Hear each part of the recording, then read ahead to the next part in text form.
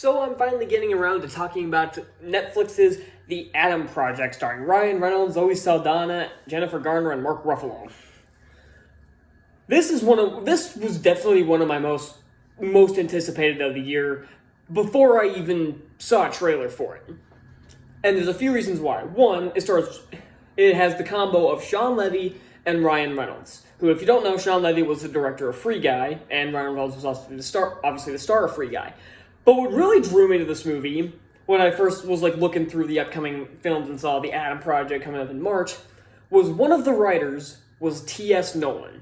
And that name probably doesn't sound familiar, but he was he was one of the writers in this movie, one of, I think, 4 or 5. But he was the main writer for the 3 Maze Runner films, of which I am a huge fan. So when I saw his name attached to this movie, I immediately got invested. And I see, okay, this movie has a pretty good cast as well. I didn't recognize the director's name until I went back and I'm like, oh, it's the director of Free Guy, holy crap. So this movie, I had hopes for, my hopes for this were through the roof. And I'm not gonna lie, it did not disappoint. This was a really, really fun movie, and definitely an improvement over Turning Red. I know I'm probably gonna get a lot of shit for saying Turning Red is bad, but I'm sorry, I couldn't get into it. But this is more my speed. I can definitely tell this was written by T.S. Nowlin because it has kind of a similar feel as the Maze Runner films. And it also has kind of a similar feel of Free Guy. Honestly, saying this is better or worse than Free Guy, it's a little tough, but I'll get to that in a bit. The main focus of the film is Adams, played by Ryan Reynolds, and some kid's name I can't remember, who plays young Adam. Older Adam from 2050 crashes in 2022, aiming for 2018, for a rescue mission, and he now has to work with his younger self to get his ship working and get back to 2018. And eventually, the task shifts to stopping time travel as a whole, and it was invented by Adam's father, Lewis, played by Mark Ruffalo. And among them in their adventures is Adam's mother, played by Jennifer Garner, and his wife, Laura, played by Zoe Saldana. So time travel movies, there is a thing that people say about time travel in movies and shows, that time travel is a giant plot hole magnet. And they are absolutely right, if you do it like The Flash does. If you do it poorly, it is a plot hole magnet. And it became especially clear in that show's 3rd season when they couldn't even properly explain how Savitar even exists. When you can't explain why your villain exists, you know you did time travel wrong. And they keep trying to fix time travel with more time travel. But then you look at something like Avengers Endgame, which got experts in to say what is the most plausible way time travel could work in this to get it as accurate as possible. And it was explained very well.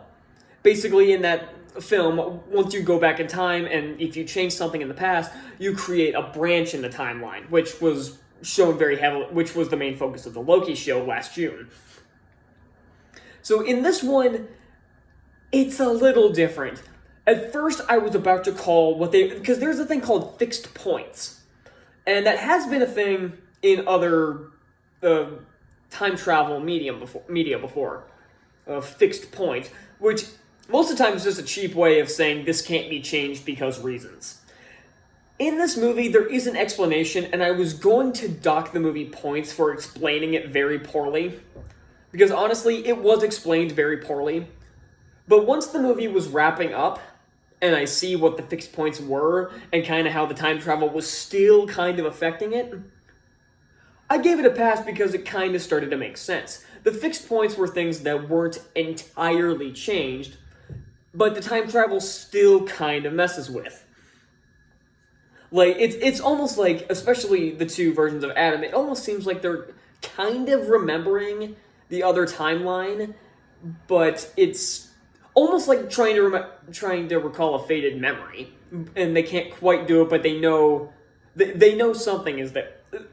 If you see the movie, you know what I'm talking about. But at the end, I'm like, okay, now it makes sense. Because it was explained very poorly early on in the movie, but I give it a pass because the ending did kind of wrapped it up and fixed that problem. And the acting across the board is fantastic. Ryan Reynolds is good as always. Jennifer Garner shows that Daredevil and Elektra were flukes and possibly due to bad direction and a terrible script as to why her performances were bad. And Zoe Saldana, we all know she's great. I don't like Mark Ruffalo as a person. From what I've seen, he's kind of an annoying prick. So that's not a plus. But I'm not going to deny he's a good actor. And the comedic timing for all the actors is good. And the kid who plays young Adam, I can buy him as a young Ryan Reynolds. He has the mouth. He has the fast comedic timing. He's good. So yeah, and then there's Shawn Levy. He's a great director. The directing in this is pretty good. So not really much to say about that. It's just like Free Guy. It's good. The special effects look pretty good in this movie. The movie has a $116 million budget, so there's no excuse to look bad. And it doesn't have an over-reliance of CGI. The only effect that doesn't look great is de-aged Catherine Keener. And I will say that they don't that it's not as bad as Rogue One's CGI Peter Cushing and CGI Carrie Fisher, but it's still kind of there in the uncanny valley area.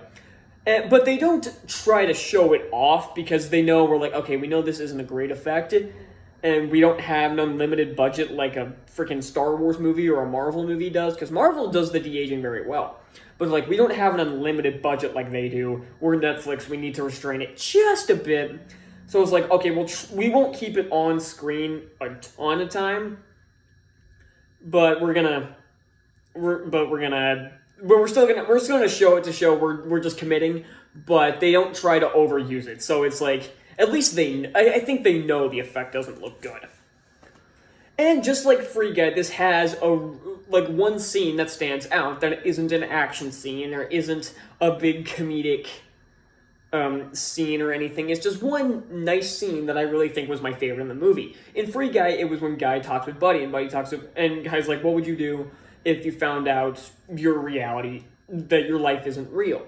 And Buddy tells him, this right here, me helping my best friend, is real. And it's like, that's a really nice scene. And it's very similar in this movie where at a bar, adult Adam talks to the younger version of his mother, and she obviously doesn't know who he is. And it's a really well done scene. It does kind of end a little stupidly, where they do the thing where he leaves, she tries to follow, but he's gone. There's nowhere for him to hide, and even if there was, they don't specify it, so it's like, oh, he just vanished out of thin air. Had they shown him, like, hiding somewhere, then I would have given it a pass. Like, maybe he was hiding around the corner or something, or on the roof or something. I don't know, just something. But that was kind of dumb. But other than that, everything else is pretty good. The villain in this movie is pretty decent. It's not a perfect villain, but it's about as good as this movie was probably going to get. Catherine Keener plays the villain very well, and I like how the villain is defeated.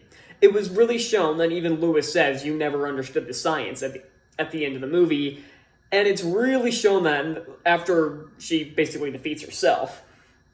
And that was a really clever way of doing it. It didn't have to, and it did have a big fight there at the end, but the villain wasn't taken down in like a fight or anything. She was taken down by her own hubris and her inability to actually understand the technology they were using. So that was a clever way around it. I'm trying to think if there's anything else. The musical score is fine, I guess. There's nothing to really note about it. It was serviceable enough for the movie. Nothing great, but nothing terrible either. It's just there. It was fine. And like I said, the action sequences are a lot of fun. The one in the woods is pretty good. I like the chase scene. I like the final fight. It's all done pretty well. And it's all very funny. Like I said, the comedic timing on these actors, the comedic writing, it's all great. And now that we've heard that Shawn Levy is directing Deadpool 3, I can't freaking wait. Now, after seeing he's had 2 successes with Ryan Reynolds as well, the 2 of these have a trilogy now. I can't wait for Deadpool 3 in the upcoming years. And apparently Free Guy 2 already has a finished script, so something else to look forward to. So now it begs the question, was this better than the last Shawn Levy, Ryan Reynolds bout? Free Guy. That's a tough one. Because they do things very differently. Like, both of them, of course, have great acting, great action, great effects, a great story. But there's one thing that one thing does really well and the other one does really well. Free Guy, it has a lot of good commentary with the video games, and it had the emergence of AI, which was an interesting idea. The Adam Project tries to do their own thing with time travel, and like I said, it doesn't work at first, but it comes together by the end. So it still works as a whole. Which one do I personally think is better? Honestly speaking, I'm going with Adam Project for one specific reason. It was funnier. I recently rewatched Free Guy on Friday. And then I watched this movie Sunday, I think. Yeah, I watched it Sunday. So yeah, and just like Turning Red, I took a couple days before reviewing it for some reason. But I recently rewatched Free Guy and I'm like, this isn't quite as funny as I remember. It had some really funny moments to it, and it had plenty of laughs to it, but I'm like, I remember this being like laughs just like this, constantly. But I wasn't really getting that. This one, there were a lot of laughs. There were even a couple of jokes that I rewound to hear again. So, yeah, Adam Project wins. And in case you can't already tell, I'm giving this an A+. Finally, we're getting some good movies now. This one and the Hyperions both getting in the A range. We're finally getting some better movies. So, that's all I've got. And what do you think of the Adam Project? Did you love it? Did you hate it? And what do you think? Which one do you think is better, Adam Project or Free Guy? I'm curious. And now I have Cheaper by the Dozen to watch. Another one of these Disney Plus remakes of Fox properties. Ugh.